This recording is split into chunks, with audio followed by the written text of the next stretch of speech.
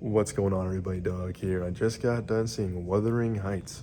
Listen, this is by far the most horniest movie I've seen in a while. No question about it. It's also one of the most beautifully made, crafted, well-shot movies I've seen in recent memory, too.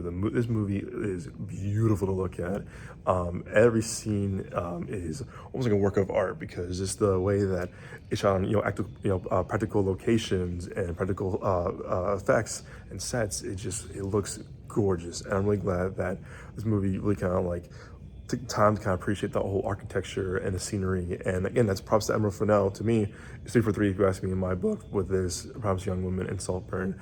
Definitely my least favorite movie of hers of the three, if you ask me, but still, she definitely evolves as a filmmaker with each and every project she does. And Jacob Elordi and Margot Robbie are fantastic in this movie together. In this, they really are. However, I just don't believe their chemistry as much. I felt like it was a little lackluster, where I was like, okay, the bluff story, I believe to a degree here and there, but overall, the chemistry wasn't all that great, I'll be honest.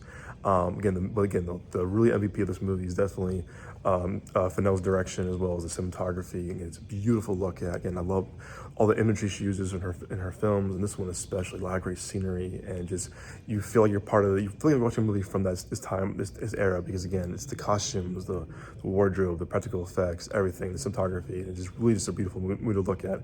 I will say though, for a movie that's 220, you feel the runtime for sure. Where I was like, it kind of dragged a little bit. And then I think the third act is definitely a bit underdeveloped, a bit rushed, if you ask me, where I was like, oh, okay, like this kind of just, we're kind of here, and it's like, all right, this is it. All right, so I think we had a bit of a pacing issue, I would say, here and there, but it wasn't to a point where I was like, oh my God, get on with it. But it's very noticeable.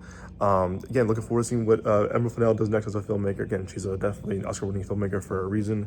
And kind of like what Baz Luhrmann does with his movies, sometimes the modern soundtrack kind of took me out of it, though, because the soundtrack is really cool by Charlie XCX, and the score is masterful. But hey, look out for my full review on our YouTube page or our podcast feed. As always, guys, we will see you all at the movies.